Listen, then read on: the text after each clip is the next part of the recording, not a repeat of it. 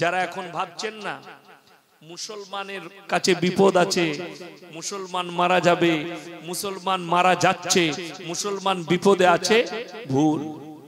আল্লাহর নবীর হাদিস, খোরাসান থেকে এমন একটা দল বের হবে, এমন একটা যোদ্ধা বের হবে, তারা যাবে ঝান্ডা হাতে নিয়ে। তারা যখন এগুতে থাকবে, পৃথিবীর আর কোন শক্তি তাদের সামনে দাঁড়িয়ে থাকতে পারবে না। সবাইকে টুকরো টুকরো করে বেরিয়ে চলে যাবে, আর গিয়ে আল আকসা মসজিদে ঝান্ডাটা গাড়বে। পৃথিবীতে ইসলাম প্রতিষ্ঠিত হয়ে যাবে। জোরে বলুন সুবহানাল্লাহ। গোটা পৃথিবীতে ইসলাম প্রতিষ্ঠিত হবে, এমন একটা দিন আসছে। শুনেলেন, পৃথিবীর শ্রেষ্ঠ মুফতি যিনি বর্তমানে জীবিত আছেন, তিনার নাম হচ্ছে মুফতি তাকি উসমানী, পাকিস্তানের। তিনি হচ্ছেন পৃথিবীর শ্রেষ্ঠ মুফতি। তিনি একটা বক্তব্যে বলেছেন, दुनिया के जो लोग समझ रहे हैं कि ये लड़ाई, ये युद्ध सिर्फ फिलिस्तीन, गाजा और इजराइल तक ठहरेगी, नहीं, ये चिंगारी पूरे दुनिया को लपेट, पूरा दुनिया लपेट में आ जाएगी इसके चिंगारी में। এখন তো শুধুমাত্র 4-5টা দেশ পা না গিয়েছে। ইরান, ইরাক, জর্ডান, লেবানন, এরা যুদ্ধে যোগদান করেছে। গোটা পৃথিবীটা যোগদান করবে। আর নবীজি সাল্লাল্লাহু আলাইহি সাল্লামের হাদিস, মহাযুদ্ধ যেটা হবে, মহাযুদ্ধ যেটা হবে, সেটা ফিলিস্তিনকে নিয়ে নয়, গাজাকে নিয়ে নয়, আল আকসাকে নিয়ে নয়, কাবাকে নিয়ে নয়, মদিনাকে নিয়ে নয়, যুদ্ধটা হবে ফোরাত নদীকে নিয়ে। ফোরাত নদীটা শুধু দুনিয়ার নদী নয়, ওই নদীটা জান্নাতেও থাকবে। জোরে একবার বলুন না সুবহানাল্লাহ। দুনিয়ার 4টা নদী, জান্নাতের 4টা নদী হবে। 1 নম্বর ফোরাত, 2 নম্বর নীল নদী, আর 2টো নদীর নাম আমার মনে পড়ছে না ঠিক। হ্যাঁ, আমি কিতাবে পড়েছি। এই ছাড়ো, ওকে বসতে দাও, তুমি যাও বসো। নীল নদ, এটাও জান্নাতের নদী হবে। এই ফোরাত নদী সম্পর্কে নবীজি ভবিষ্যৎবাণী করেছেন, নদীটা শুকিয়ে আসবে কিয়ামতের পূর্বে, সেখান থেকে সোনার পাহাড় বের হবে, এবং ওই পাহাড়কে নিয়ে, ওই স্বর্ণকে নিয়ে গোটা পৃথিবী মহাযুদ্ধে জড়িয়ে যাবে। আর যে যুদ্ধটা হবে, বিশেষজ্ঞরা বলছে গড়ে 70 লাখ মানুষ মারা যাবে। আজকে দেখুন মুসলমান বর্তমানে ব্যর্থ কেন? আপনারা জানেন পৃথিবীতে 2টো বৃহত্তম ধর্ম, একটা হচ্ছে খ্রিস্টান ধর্ম, সব থেকে বেশি খ্রিস্টান ধর্ম অবলম্বী মানুষ আছে। দ্বিতীয় নম্বর হচ্ছে ইসলাম। 240 থেকে 250 কোটি মুসলমান আছে পৃথিবী জুড়ে। জোরে বলুন সুবহানাল্লাহ। কিন্তু দুঃখটা কি জানেন? এই 250 কোটি মুসলমান পৃথিবী জুড়ে, আর গোটা পৃথিবী জুড়ে মাত্র 90 লাখ ইহুদি। 90 থেকে 1 কোটি ইহুদি আছে। আমি কালকে একটা হিটলারের বহু পুরনো বক্তব্য শুনছিলাম। হিটলার, যারা হিটলারকে গালি দাও, যে মানুষ হত্যা করেছে, যারা গালি দিবেন তাদের পাপ হবে। কেন? ইসলামের মহাশত্রু দিকে হত্যা করেছে হিটলার। ইসলামের মহাশত্রু হিটলার বলেছে যে আমি ইহুদি দিকে হত্যা করেছি। 60 লাখ ইহুদিকে চেম্বারে ভরে, গ্যাস চেম্বারে ভরে হত্যা করেছি। কিছু ইহুদি ছেড়ে রেখে যাচ্ছি। পৃথিবীর মানুষ একদিন আমাকে স্মরণ করবে, আমি কেন ইহুদি দিকে হত্যা করলাম। এরা এমন একটা বিষাক্তক জাতি, যারা এদিকে পানাহ দেয়, যারা এদের উপকার করে, এরা তাদেরকে সুযোগ পেলে 1টা মিনিট সময় লাগে না তাদেরকে হত্যা করতে। আজকে অনেক মুসলমান জানে না ইসরায়েলটা কোনো দেশ নয়, ইসরায়েল একটা বসতি। যেমন উদাহরণস্বরূপ বলি, দেখবেন এই ধরলেন বিহার থেকে কোনো মানুষ পালিয়ে এসেছে, সে আপনাদের গ্রামে এসে কাজ করে, তো কোনো বড় লোককে বললে দাদা আমাকে একটু জায়গা দেন, বাড়ি করব, আমি গরিব মানুষ। তো আপনি বড় লোক, আপনি দয়া করে তাকে বললেন আমার এই পুকুরের পাড়ে 1 বিঘে জমিটা আছে, ওর 1 কোণে তুই 2 কাঠার উপরে বাড়ি কর। কিন্তু সে কি করেছে? গোটা 1 কাঠা দখল করে নিল 10 বছর পরে। এরকম হয়েছে না হয়নি? হয়েছে। সেম কেস ইসরায়েলের। আমাদের কিছু হারামখোর মুসলিম রাষ্ট্র তারা বললে হিটলার সমস্ত ইহুদিদিকে হত্যা করছে, আহা এই কটা ইহুদিকে তোমরা, এই 10 লাখ 20 লাখ ইহুদি আছে এদিকে একটু জায়গা দাও। ফিলিস্তিনের উপরে চাপ সৃষ্টি হলো, থাকুক ফাঁকা জায়গা পড়ে আছে মরুভূমি, বাস করুক, বাস করতে লাগলো। এখন এই ইসরায়েল বলতে চাইছে ফিলিস্তিন বলে কোনো দেশ নাই। ভাবতে পারে যারা মনে করছেন যে গাজার শিশুদের রক্তটা খনন হয়েছে, তারা শহীদ হয়েছে, অবাক হবেন, চোখ দিয়ে আপনার পানি আসবে। গতকাল দেখছিলাম মেয়েটা আরবিতে বলছে যে অর্ধেকটা ঢাকা আছে মেয়েটা, স্তূপ, বোমের স্তূপে ঘর ভেঙে গেছে অর্ধেকটা। মেয়েটা 10 বছরের একটা বাচ্চা, সেই বাচ্চাটা অর্ধেক ঢাকা আছে অর্ধেক খোলা আছে। তো বেঁচে আছে, সে মারা যাবে, তাকে বার করার কোনো সুযোগ নেই। এক হারামখোর মিডিয়াওয়ালা গিয়ে তার ক্যামেরা করে ফটো তুলছে। সে ওই মৃত্যুর সময় অনুরোধ করছে, দাদা আমার ফটো তুলো না, এই অবস্থায় আমার শরীরে হিজাব নেই, আমার মাথা ঢাকা নেই। জোরে বলুন সুবহানাল্লাহ। তাদের ঈমান কতটা মজবুত যে আমার শরীরে কাপড় নেই, মাথায় কাপড় নেই, আমার ছবি তুলে বিশ্বকে দেখিও না, আমি আল্লাহকে জবাব দিতে পারবো। আর একটা বাচ্চা মেয়ে কি বলছে জানেন? কাঞ্চা কে আল্লাহ মুঝে মौत দে দে। তারা মৃত্যু চাইছে ক্ষুধার জ্বালায়। তো একজন জিজ্ঞেস করছে তুমি মরণ কেন চাইছো? বলে দুনিয়াতে রুটি পাইনি, যদি মরে যাই তা আল্লাহ আমাদেরকে জান্নাতে খাবার দিবে। জোরে বলুন সুবহানাল্লাহ। আমি যদি মারা যাই আল্লাহ আমাকে জান্নাতে খাবার দিবে। হাদিস শুনেলেন, নবীজি আকরাম সাল্লাল্লাহু আলাইহি ওয়াসাল্লাম হাদিস বর্ণনা করলেন। এটা পৃথিবীর মানুষের জানা দরকার। যদি কোনো মাসুম বাচ্চা মারা যায় আল্লাহ তাদেরকে জান্নাতের বাগিচায় রাখেন। জোরে বলুন সুবহানাল্লাহ। এটা হাদিস নবীজি। 35,000 শিশু হত্যা হয়েছে গাজার ফিলিস্তিনে। গোটা বিশ্ব নীরব বসে আছে। পৃথিবীতে 48টা মুসলিম রাষ্ট্র আছে যাদের কাছে সামরিক ক্ষমতা আছে, সামরিক বাহিনী আছে, অস্ত্র আছে। তার মধ্যে 10টা এমন মুসলিম রাষ্ট্র আছে যাদের কাছে আমেরিকার মতো দেশের সঙ্গে যুদ্ধ করার মতো অস্ত্র শস্ত্র আছে। তার মধ্যে 1 নম্বর ইরান, 2 নম্বর আপনার পাকিস্তান, 3 নম্বর হচ্ছে তুরস্ক, এদের কাছে সৌদি আরবিয়া, এদের কাছে লেবানন, এদের কাছে অস্ত্র ভান্ডার আছে। পাকিস্তানের কাছে 165টা পরমাণু বোমা আছে, 90টা পরমাণু বোমা আছে তুরস্কের কাছে। ইরানের কাছে গোপনে কতগুলো পরমাণু বোমা আছে কেউ জানে না। ইরান যে ড্রোনটা তৈরি করেছে আমেরিকা পর্যন্ত ভয় খাচ্ছে সেই ড্রোনের দ্বারা। আজকে ভ্লাদিমির পুতিন রাশিয়ার যিনি প্রেসিডেন্ট, রাশিয়া যুদ্ধই যে এলাকাগুলো দখল করেছে শুধু ইরানের কৃতিত্বতে দখল করেছে। ইরানের ড্রোন হামলা করে সেই এলাকাগুলো দখল করেছে। এত ডেঞ্জার ড্রোন তৈরি করেছে, 200টা ড্রোন মেরেছে, ড্রোন হামলা করেছে একদিনে ইসরায়েলের উপরে। ভারতের কুত্তা মিডিয়ারা ইসলামের বিরুদ্ধে সর্বক্ষণ ষড়যন্ত্র করে চলেছে, সর্বক্ষণ। কত মৌলবীর জবানকে দাবানোর চেষ্টা করা হচ্ছে, আপনারা অনুভব করতে পারবেন। তার কারণ কি? মুসলমান।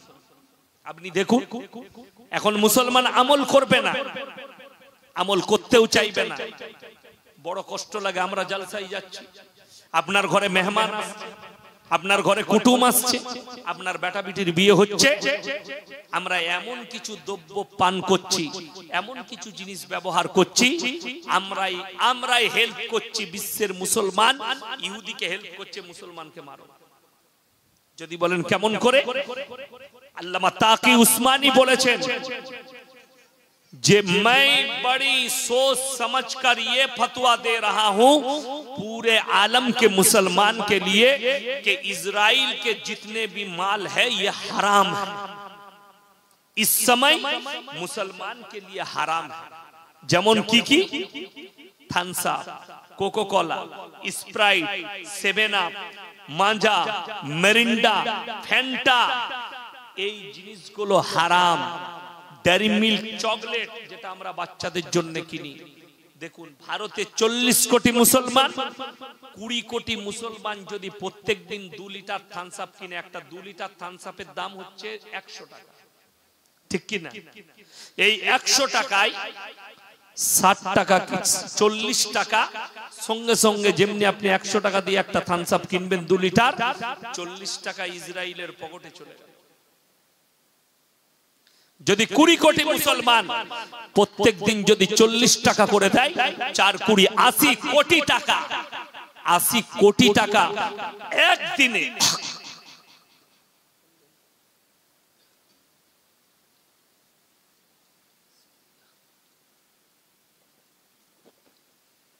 আলহামদুলিল্লাহ, একদিনে 80 কোটি, 30 দিনে 3 8 24, 240 কোটি টাকা আপনি ইহুদির পকেটে খালি ভারত থেকে যান। আর সেই টাকা মুসলমানদেরকে হত্যা করার কাজে লাগাচ্ছে। যারা শিক্ষিত মুসলমান আছে, যাদের মনে হচ্ছে যে ফিলিস্তিন গাজার মানুষ কেন ইহুদিদের সঙ্গে যুদ্ধ করতে গেল, তারা কান খুলে শোনো। গায়রিল মাগজুবি আলাইহিম ওয়ালাদ-দাল্লিন, কোরআনে আল্লাহ ঘোষণা করেছেন, তাফসীরের মধ্যে আছে মাগজুম মানে ইহুদি আর দাল্লিন মানে নাসারা। এই দুটো দলই পদভ্রষ্ট, আর এদের যারা অনুসারী হবে, এদের যারা মহব্বতকারী হবে, তারাও হবে পদভ্রষ্ট। আল্লাহর নবীর হাদিস, যার সঙ্গে যে মহব্বত করবে কিয়ামতটাও আল্লাহ তার সাথেই করবে। মুসলমানরা কতটা ভুল পথে আছে। আমাদের যুবকরা ফুটবল খেলা হয় না, হয় না, দেখবেন কোন গ্রামে ব্রাজিলের ঝান্ডা টাঙ্গিয়েছে, কোন গ্রামে আর্জেন্টিনার ঝান্ডা টাঙ্গিয়েছে, কোন গ্রামে অস্ট্রেলিয়ার ঝান্ডা টাঙ্গিয়েছে, যে যা পাচ্ছে ঝান্ডা টাঙাচ্ছে। কিন্তু তোমার জানা আছে আমাদের ছেলেরা আবার মেসির ফটো দিয়া গেঞ্জি পরে, মেসির ভক্ত। তুমি জানো যতগুলো বেঈমান কাফের প্লেয়ার আছে, তারা গত বিশ্বকাপে সবাই দাজ্জালের প্রমোট করেছে। দাজ্জালের প্রমোট, শরীরে টাট্টু এঁকেছে, দাজ্জালের ছবি এঁকে বিশ্বকে দেখিয়েছে আমরা দাজ্জালের প্রমোট করছি, আমাদের রাখওয়ালা আসছে। অথচ মুসলমান তুমি নামাজ পড়ে দোয়া করতে পারলে না, আল্লাহ তুমি ইমাম মেহেদীকে পাঠাও।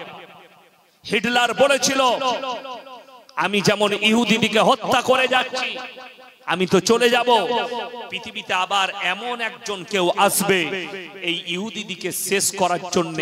ইনশাআল্লাহ আমাদের দোয়া আছে, আল্লাহ তুমি আবার সুলতান আইয়ুবী পাঠাও, যেন ইহুদিদের শেষ হয়ে যায়, ইসরাইল নিস্তে নাবুদ হয়ে যায়। জোরে বলুন আমিন।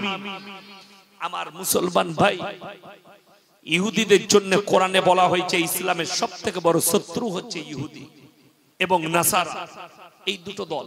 আপনারা জানেন স্পেন ইহুদি নাসারাদের দেশ ছিল না, খ্রিস্টানদের দেশ ছিল না। স্পেনটা ছিল মুসলিম রাষ্ট্র। আপনার চোখ দিয়ে পানি পড়বে যদি স্পেনে যান। বড় বড় মসজিদ আর মাদ্রাসাগুলো মদের বার আর দেহ ব্যবসার আড্ডাখানা করে রেখে দিয়েছে। আমাদের মসজিদ মাদ্রাসাগুলো স্পেনের ভেতরে। মুসলমান সচেতন, এই আপনাদের মাদ্রাসা মসজিদ আছে, এর কদর করুন, এর কদর করুন।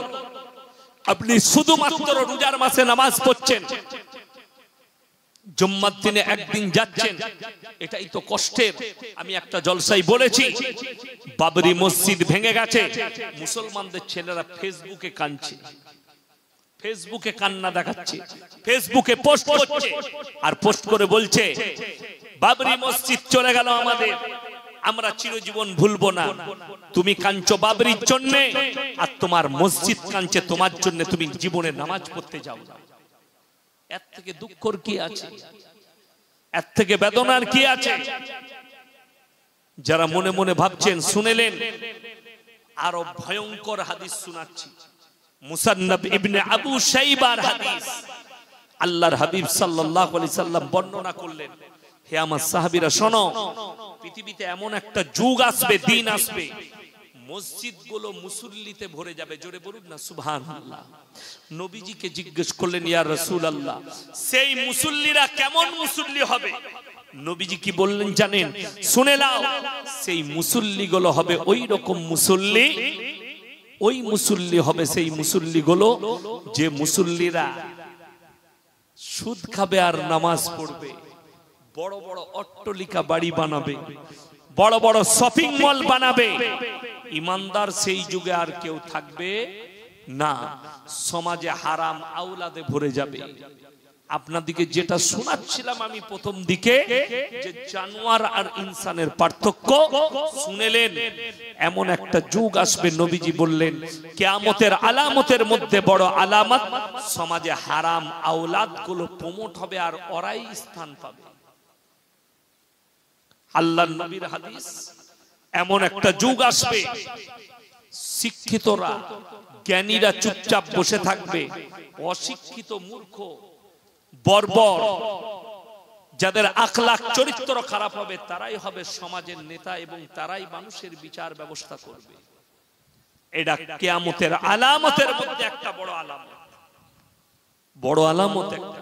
তাহলে ভেবে দেখুন, একজন নেতাই বলেছে, আমাদের দেশের প্রধানমন্ত্রীজি, তিনি পার্লামেন্টে বলেছেন, আমি কোনো রাজনৈতিক কথা বলতে আসিনি, তিনি পার্লামেন্টে মুসলমানের জন্য বলেছে বলে আমি কথাটা বলছি, যে মুসলমান अपने बीवियों को तलाक देते हैं और औरत के ऊपर बड़ा जुल्म करते हैं, ওই জন্য আমি তালাকের বিল আনছি।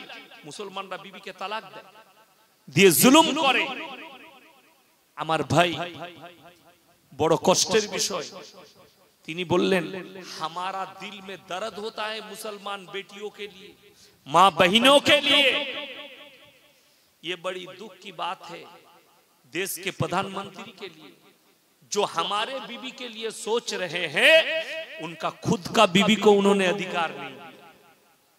कदर बुझते पारे, उन्होंने अपने बीवी को अधिकार नहीं दिया। जो अपने बीवी को अधिकार नहीं देता, वो हमारे बीवी के बारे में सोच के क्या करेगा? कदर बुझते पारे, বড় কষ্টের বিষয়। তিনি নিজের বিবিকে অধিকার দেয়নি, তিনি আমার বিবিকে নিয়ে ভাবছেন। সেই লোকটা কি করে সাচ্চা লোক হতে পারে? সেই লোকটা কি করে দামি লোক হতে পারে? আমার জানা নাই। দেশের প্রধানমন্ত্রী আপনারা বানিয়েছেন ভোট দিয়ে, দামি লোক। কিন্তু ইসলামের বিরুদ্ধে কথা বললে আমরা কিন্তু গায়ে মেখে নেব না, তার উত্তর আমাদের কাছে আছে। বড় কষ্ট লাগে। বিবির অধিকার, বিবির অধিকার যদি জানতে হয়, আল্লাহর কসম পৃথিবীর সমস্ত ধর্মের মানুষকে ইসলামের কাছে শিখতে হবে। জোরে বলুন সুবহানাল্লাহ। তার এক নম্বর অধিকারটা শুনেলেন, তোমরা তোমাদের বিবিকে ঢেকে রাখো। ওয়াদরিব খুমুরিহিন্না আলা জুনুবিহিন, তোমরা তোমাদের বিবিকে ঢেকে রাখো। হে নারী, পর্দা করে নাও, তোমরা জীবনে ধর্ষিতা হবে না, লাঞ্ছিত হবে না। আজকে দুঃখ লাগে, আমি যে দেশে বাস করছি, আমি ভারতের একজন নাগরিক, সেই হিসাবে দুঃখ লাগে। একজন মুসলমান মা, একজন মুসলমান বোন, একজন বিটি, সে যদি স্কুলে যায়, কলেজে যায় বোরকা পরে, তাকে কেস লড়তে হয় কোর্টে গিয়ে, সুপ্রিম কোর্টে আর হাই কোর্টে কেস লড়তে হয়। আর বড় দুঃখ লাগে, আমাদের Delhi airport, Mumbai airport, Kolkata airport, যতগুলো হায়দ্রাবাদ এয়ারপোর্ট, বড় বড় এয়ারপোর্ট আছে, সেখানে ন্যাংটো ঘুরে বেড়াচ্ছে কিছু নারী, তাদেরকে কেস লড়তে হয় না ন্যাংটো ঘুরলে। তাইলে তুমি বলো, তুমি নারীকে ইজ্জত করো না, ইসলাম ইজ্জত করে। আমরা চাই নারীকে ঢেকে দাও, নারীর শরীর ঢাকো, আর তোমরা চাইছো নারীর শরীর খুলে দাও। আজকে আমাদের কিছু হারামখোর জন্ম নিয়েছে, তারা বলছে এই মৌলবীরা কি জানে, এরা মডেলিং এর যুগে নাই। এখন মডেলিং, মেয়েরা ছোট পোশাক পরবে, এটা মডেল, মডেলিং এর যুগ। শুনেলেন, গায়ে নিবেন না, আমি কারো পরোয়া করে কথা বলছি না।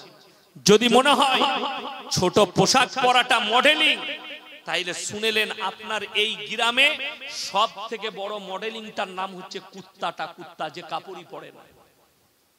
কথাটা বুঝতে পারেন? সব থেকে দামি মডেলিং হচ্ছে ওই কুকুরটা, যে তো কাপড়ই পরে না। তার মধ্যে আর তোমার মধ্যে পার্থক্য নাই।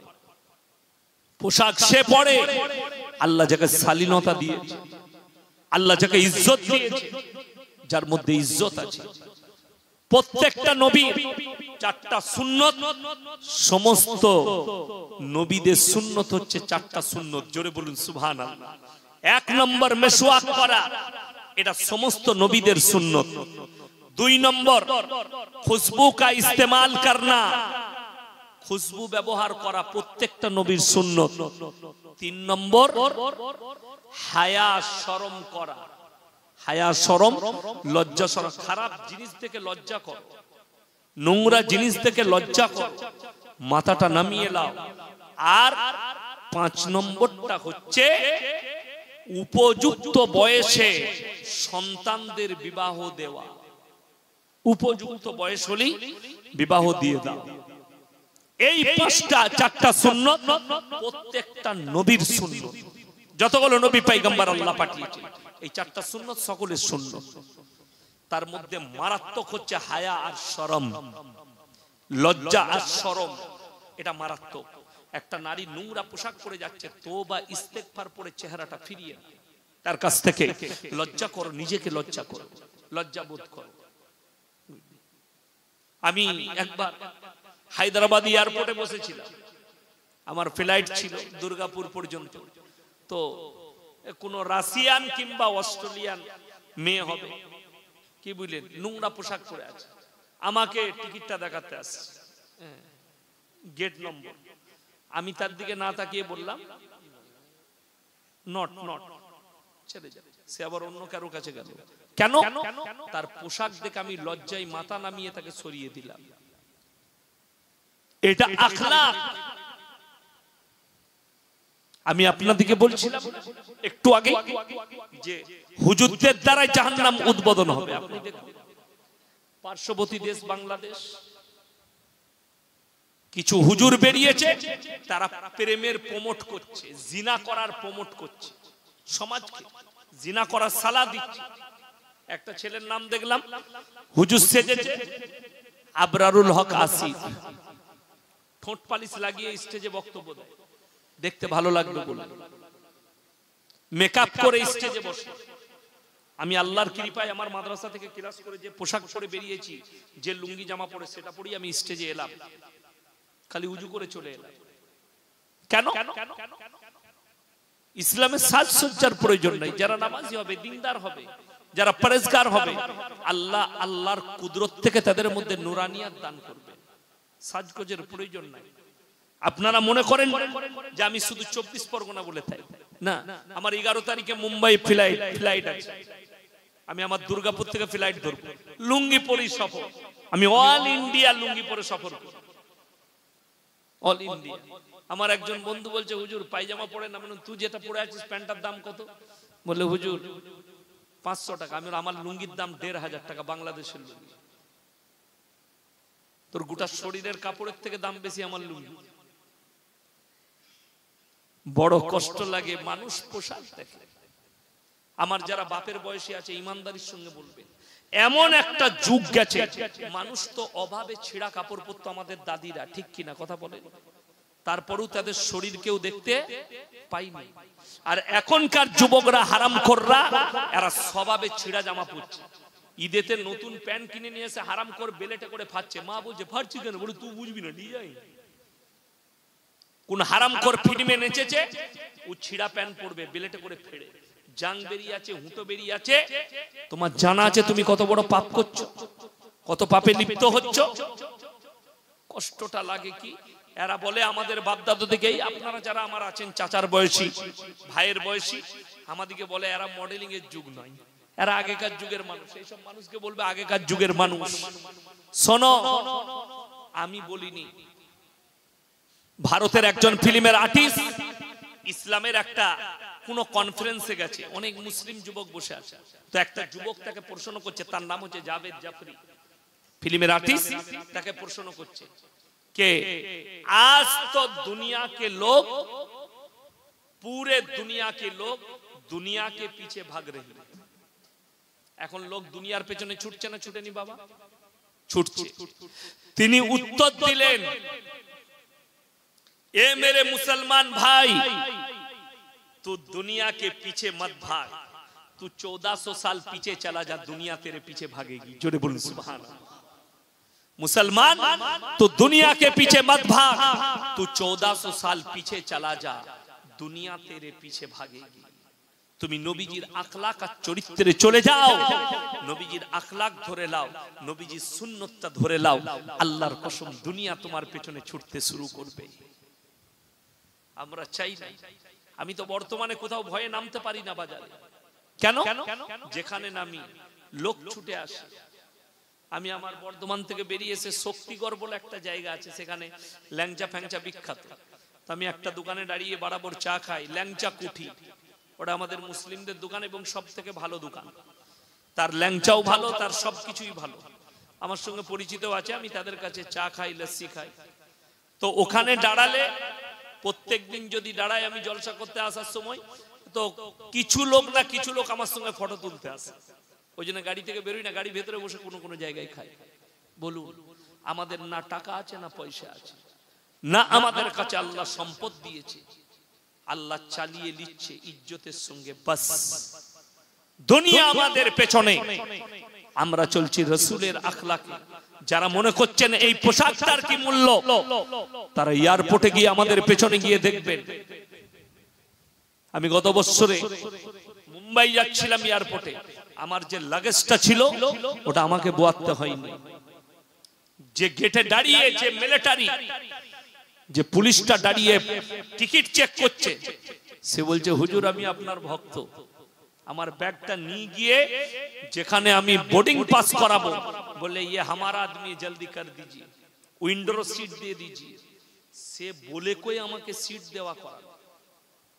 একজন আমাকে কফি এনে খাওয়ালে, এয়ারপোর্টেই কাজ করে।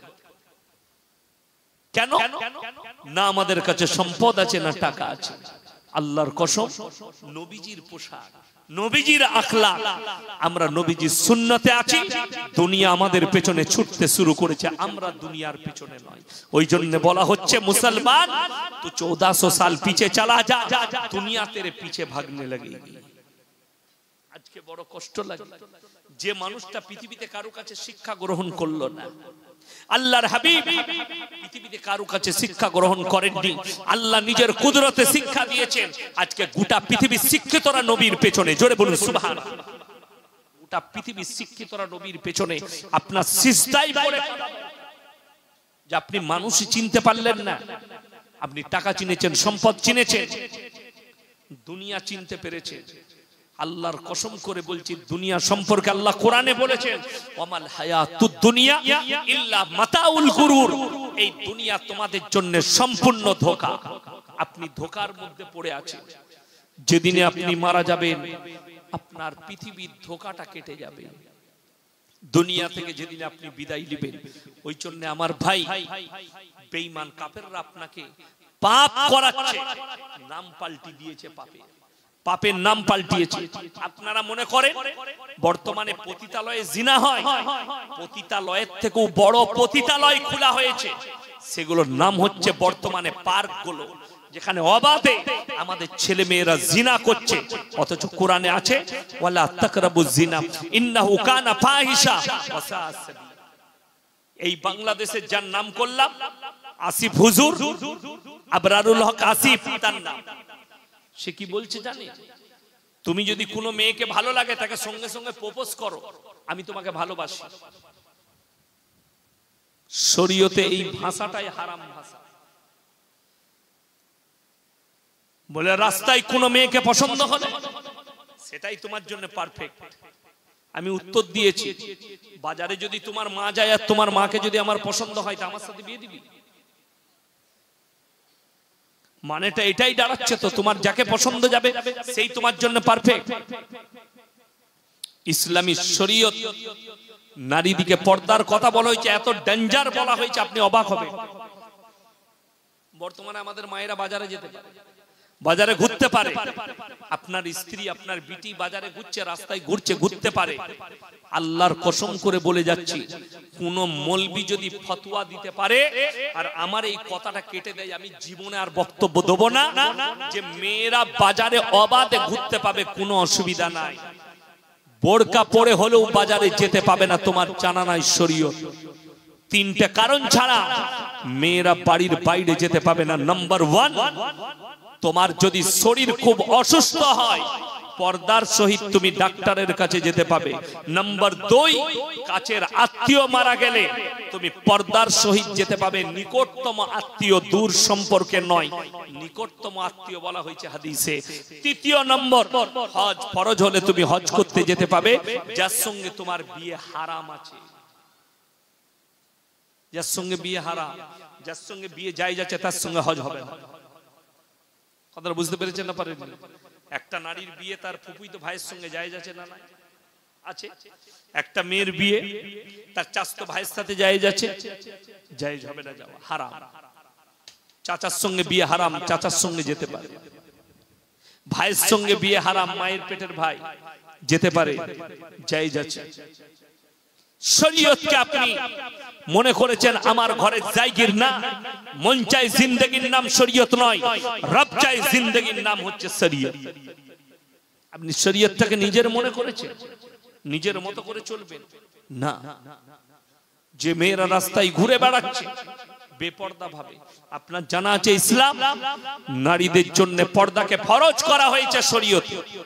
আর এই বেঈমান কাফেররা তারা নাম করেছে মডেলিং এর যুগ, আর মেয়েদিকে রাস্তায় তুলে দিয়ে আমরা বার করে দিয়েছি রাস্তায়। আপনি বলছেন গর্ব করে আমি একজন মুমিন ব্যক্তি, আমি একজন মুসলমান। মসজিদে ফজরের নামাজটা পড়লেন, সকালবেলায় উঠে আপনি নিউ টাউন যাবেন বউকে নিয়ে, আপনার ফুল হাত শার্ট আর ফুল প্যান্ট, আপনার শরীর ঢাকা, আর পেছনে বউ শাড়ি পরে বসেছে, বউয়ের পেটু বেরিয়ে আছে, পিটু বেরিয়ে আছে, আর তুমি নিজেকে মুমিন বলে দাবি করো। জোহরের সময় নামাজ পড়ে বলবে আমি মুমিন, তোমার জন্য জান্নাত সহজ হয়ে যাবে। তুমি চিন্তা ভাবনা করবে রাতের বেলায় বাড়িতে গিয়ে যে আমরা কোন পথ অবলম্বন করছি। আল্লাহর কসম পেরুবার রাস্তা খুঁজে পাবে না, না তোমার বিবি পাবে, না তোমার সন্তান পাবে, না তুমি পাবে। আর যারা মনে করছে যে না আমি তো তাহাজ্জুদ গুজার, আমার সন্তানকে আমার বিবিকে এদিকে জান্নাতে পাঠিয়ে দেবো। হযরতে নূহ নবী অনুরোধ করেছে, আমি বিনীত অনুরোধ করছি তোমরা আমার আল্লাহকে বিশ্বাস করো। তারা বললে আমরা বিশ্বাস না করলে তোমার আল্লাহ কি করবে? বলে আমার আল্লাহ তোমাদেরকে কঠিন আযাবে মুবতালা করবে। তোমার আল্লাহ কি আযাব দিবে? বলে আমার আল্লাহ তোমাদেরকে বন্যায় ডুবিয়ে দিবে, কঠিন বন্যা দিবে। তারা বললে নূহ নবীর ছেলে কেনান বলছে তোমার আল্লাহ যদি বন্যা দেয় এমন উঁচু জায়গায় চেপে যাব যেখানে তোমার আল্লাহর পানি পৌঁছাতে পারবে না। বলুন নাউজুবিল্লাহ। এত বড় চ্যালেঞ্জ আল্লাহ। এরপরে আল্লাহ বললেন হে আমার নূহ, তুমি তোমার নৌকায় চেপে যাও, যারা তোমার উপরে বিশ্বাস স্থাপন করেছে তাদেরকে নিয়ে, জোড়া জোড়া জীবজন্তু পশু পক্ষীকে নিয়ে নাও। আল্লাহ কি হবে? আমার আযাবের জন্য ইন্তজার করতে হবে। কোরআনে আছে ওয়াকাম মিন কারিয়াতিন আহলাকনাহা ফাজাআহা বাসুনা বায়াতান আও হুম কাইলুন। হে আমার নবী বলো, আমি আল্লাহ যখন কোন জাতিকে ধ্বংস করি নির্দিষ্ট সময়ে করি, যখন তারা গভীর নিদ্রায় থাকে, দ্বিপহরে কিংবা রাত্রিতে কিংবা দ্বিপহরে মানে দুপুর বেলায় তারা আরামরত অবস্থায় থাকে, আমার আযাব তাদিকে অ্যাটাক করে। আল্লাহ মুষলধারার বৃষ্টি শুরু করলেন। নূহ নবীর জামানায় পৃথিবীর সবথেকে বড় বন্যা ঘটেছে নূহ নবীর জামানায়। আজকের তারিখ পর্যন্ত এত বড় বন্যা ঘটেনি। গোটা পৃথিবীটা আল্লাহ ডুবালেন। রওয়ায়েতে আছে সমুদ্রের পানিকে আল্লাহ 1250 ফুট উপরে তুলে দিলেন। সমস্ত কিছু ডুবে গেছে। নূহ নবী নৌকার উপরে, তার সন্তান কমরা যেন হাবুডুবু খেয়ে মারা যাচ্ছে। নূহ নবী যখন চোখে দেখলেন আমার সন্তান মারা যাচ্ছে, নূহ নবী আল্লাহর কাছে অনুরোধ করলেন লা আসিমাল ইয়াউমা মিন আমরিল্লাহ, ওগো আল্লাহ আমার ওরসজাত পুত্র তুমি একে রক্ষা করো। আল্লাহ সঙ্গে সঙ্গে উত্তর দিলেন লামিনাল খাসিরিন, হাত নামাও, তা না হলে তোমাকেও ক্ষতিগ্রস্তদের মধ্যে ফেলে দেব। যে আমাকে চ্যালেঞ্জ করেছে, যে আমার নবীকে মানেনি, আমাকে মানেনি, অহংকার করেছে, তার লেগে তুমি আমার কাছে আবেদন করো না। সন্তানের জন্য দোয়া করতে গেছে, আল্লাহ ফিরিয়ে দিয়েছে দোয়াকে, নূহ নবীর দোয়া। এরপর আপনি ভেবে দেখুন আপনার দোয়া কি করে কবুল হবে। দুজন নবীর বিবি জাহান্নামী, আল্লাহ কোরআনে লাকির টেনে দিয়েছে। এটা কি আপনার চোখে ঠেকেনি? আপনি কি মৌলবীর বয়ান শুনেননি? আজকে শুনে যান যদি না শুনে থাকেন। দুজন নবী, নূহ নবী আর লূত নবী, এই দুজনের বিবিকে আল্লাহ জাহান্নামে দিবেন। লাকির টানা হয়ে গেছে, নবী হওয়ার পরেও তারা নিজের বিবিদিকে পার করাতে পারবে না। এটা কোরআন, রিহাই নেই। দুজন নবীর বিবি, নূহ নবী আর লূত নবীর বিবি জাহান্নামে যাবে। হে আমার মায়েরা বোনেরা, আজকে আমি আপনাদের কাছে জলসা করতে এসেছি। আমার আগের বক্তা বয়ান করেছে, আমি করছি। ইমানদারির সঙ্গে বলুন তো, আপনাদের সঙ্গে আমার দুটো সম্পর্ক, একটা হচ্ছে সামাজিক, একটা হচ্ছে শরীয়তি। সামাজিক সম্পর্ক হচ্ছে বক্তা এবং শ্রোতা। আমি বক্তা, আপনারা শ্রোতা। আর শরীয়তের সম্পর্ক হচ্ছে নবীজি সাল্লাল্লাহু আলাইহি সাল্লামের হাদিস, এক মুমিন আর এক মুমিনের ভাই ভাই। জোরে বলুন সুবহানাল্লাহ। এই সম্পর্ক। কিন্তু সমাজে সবথেকে বেশি সম্পর্ক হচ্ছে কার? একজন স্বামী আর স্ত্রীর অন্তরঙ্গ সম্পর্ক। বাপ আর বেটার সম্পর্ক হচ্ছে রক্তের সম্পর্ক। মা আর বিটির সম্পর্ক হচ্ছে রক্তের সম্পর্ক। বন্ধু আর বন্ধুর সম্পর্ক হচ্ছে ওয়াদার সম্পর্ক। ভাই আর বোনের সম্পর্ক হচ্ছে রক্তের সম্পর্ক। কোরআন খুলেন, এরা কে কতটা কার কাজে আসবে, তারপরে হুজুরের কথা ভাববেন। আগে রক্তের সম্পর্কের মানুষগুলো কে কতটা কাজে আসবে। কোরআনে আমার আল্লাহ বললেন, ইয়াউমা ইয়াফিরুল মারউ মিন আখি ওয়া উম্মিহি ওয়া আবি ওয়া সাহিবাতিহি ওয়া বানি লিকুল্লি ইমরিইম মিনহুম ইয়াউমাইদিন শানুন ইউগনি। হে আমার নবী, পৃথিবীর মানুষকে বলো, কিয়ামতের দিনে স্বামী স্ত্রীর কাছে ছুটে যাবে। স্ত্রী বলবে, দুনিয়াতে আমার কোনো স্বামী ছিল না। স্বামী বলবে, স্ত্রী ছিল না। বাপ বলবে, বেটা ছিল না। বেটা বলবে, বাপ ছিল না। মা বলবে, বিটি ছিল না। বিটি বলবে, মা ছিল না। ভাই বলবে, বোন ছিল না। বোন বলবে, ভাই ছিল না।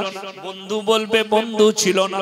কেউ কারুর জন্য যারা পরিমাণ বোঝা বহন করবে না। কোরআন। এরপরে হুজুর, আমি ইয়াসিন, আমাকে দাওয়াত দিয়ে এনেছেন, টাকা দিয়ে ভালো মাছ খাওয়ালেন, দেশি মুরগি খাওয়ালেন। এরপর আমি আপনার লেগে ভাববো না, আগে আমার সন্তানের লেগে ভাববো? বাবা ভেবে দেখো, আমাকে ভালোবাসেন বলে আমি আপনার লেগে দোয়া করে আপনাকে জান্নাতে দেবো। অথচ কিয়ামতের দিনে বাপ বেটাকে চিনতে পারবে না, বেটা বাপকে চিনতে পারবে না। আমি তাহলে আমার নিজের বাদ দিয়ে তোমাকে কি করে চিনবো? চিন্তাধারা নিবে, ভাবনা চিন্তা করবেন। কিয়ামতের দিনে বহু লোক আটকিয়ে যাবে। এটা তো দুটো নবী শোনালাম, তৃতীয় নম্বরটা শুনেলেন, মারাত্মক। তিনি হচ্ছেন হযরতে ঈসা মাসিহ। দাজ্জালের অভিভাব চলবে, আল্লাহ হযরতে ঈসা মাসিহকে নামাবেন। আর ইমাম মেহদির যে সৈন্য দলবল থাকবে। খোরাসান মানে অনেকজন জানে না, খোরাসান মানে হচ্ছে উঁচু নিচু পাহাড় পর্বত এলাকা থেকে একটা দল বের হবে। বেশিরভাগ মুফাসসিরিনরা মুহাদ্দিসিনরা ইশারা করেছে আফগানিস্তান পাকিস্তানের দিক দিয়ে। খোরাসান পৃথিবীর সবথেকে উঁচু নিচু পাহাড় পর্বত জায়গার নাম হচ্ছে আফগানিস্তান। ওটাকেই খোরাসান বলা হয়েছে হাদিসে। তারা বড় যোদ্ধা হবে, লড়াই করবে।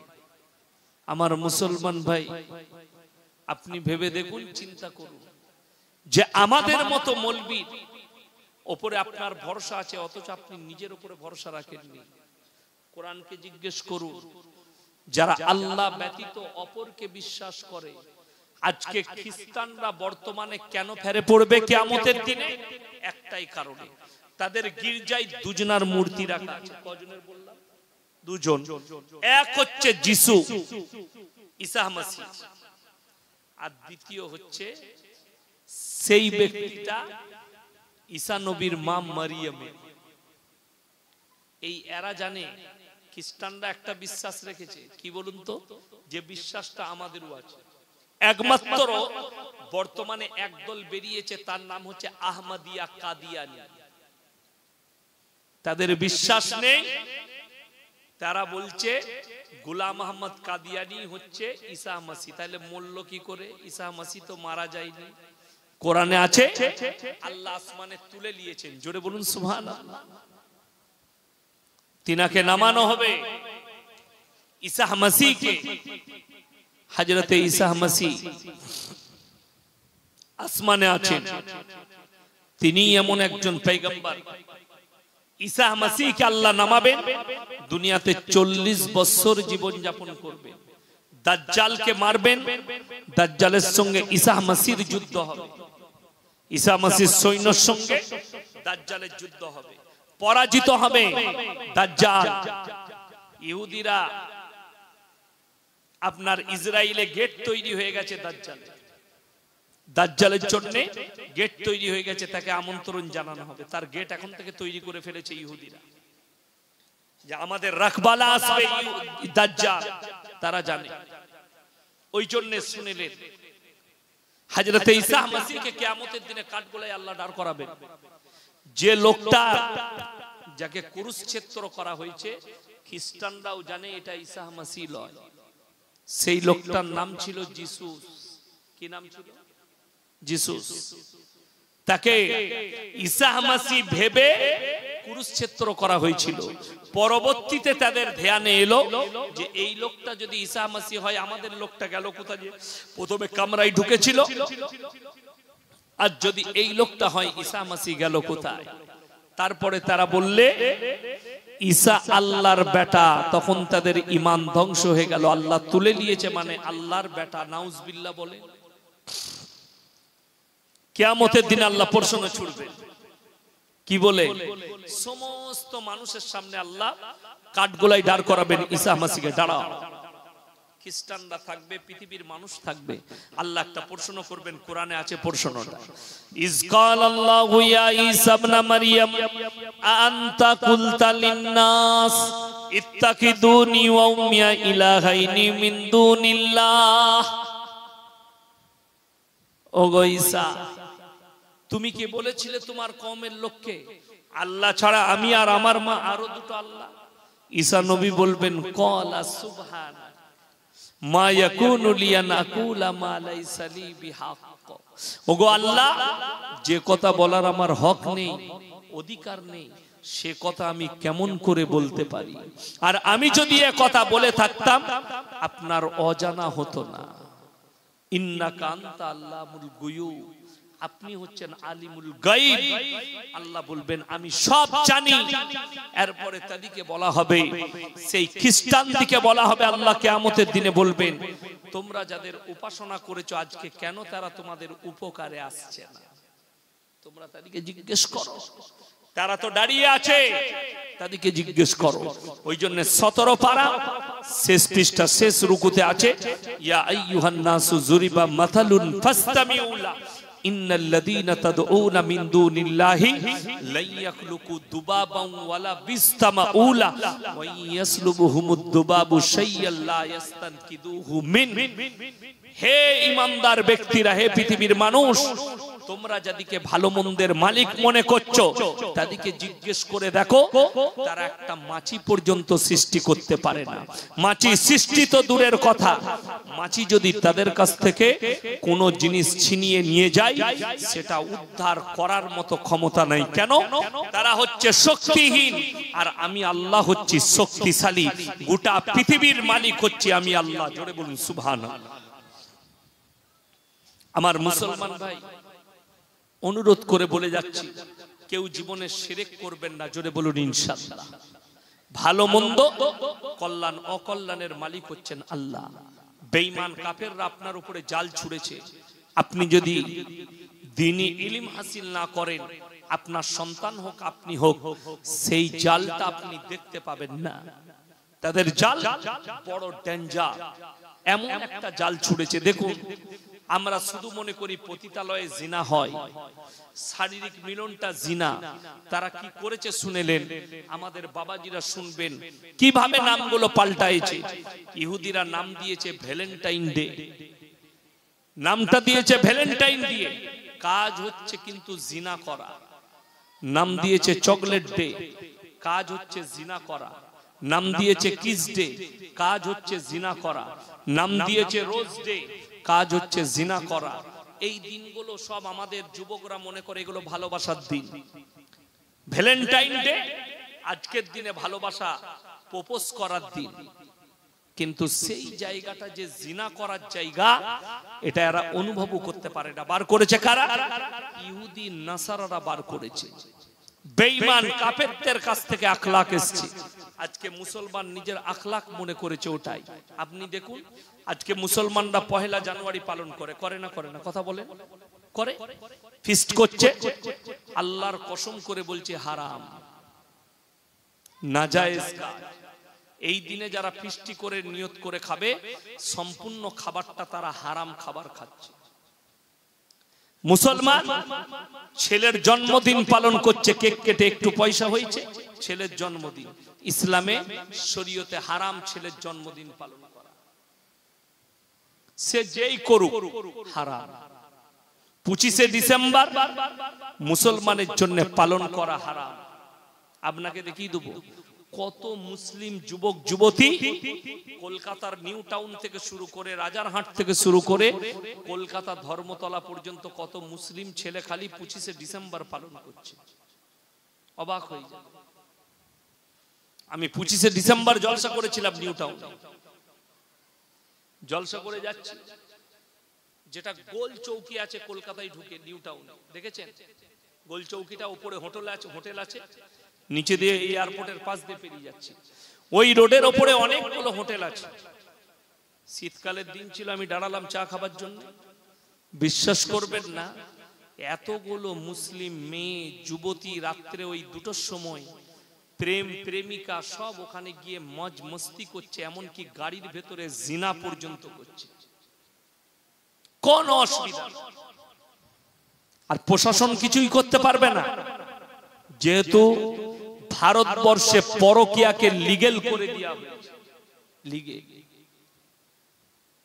আজকে বিশ্বের দরবারে America, London, Japan, German, Australia, Brazil, Spain, যতগুলো বেঈমান কাফের ইহুদিদের দেশ আছে, তারা তাদের পার্লামেন্টে পাস করিয়ে ফেলেছে এর প্রত্যেকে যে বাচ্চারাই বাঁচতে চাইবে মায়ের পরিচয়ে বাঁচবে। যদি ইচ্ছা করে মায়ের পরিচয়। মায়ের পরিচয় মানে কি? রাস্তাঘাটে জিনা করবে, যে বাচ্চাটা পয়দা হবে বাপের পরিচয় লাগবে না, ও মায়ের পরিচয়ই থাকবে। তাহলে জানোয়ার আর ইনসানের ফারাক রইল? রইল না।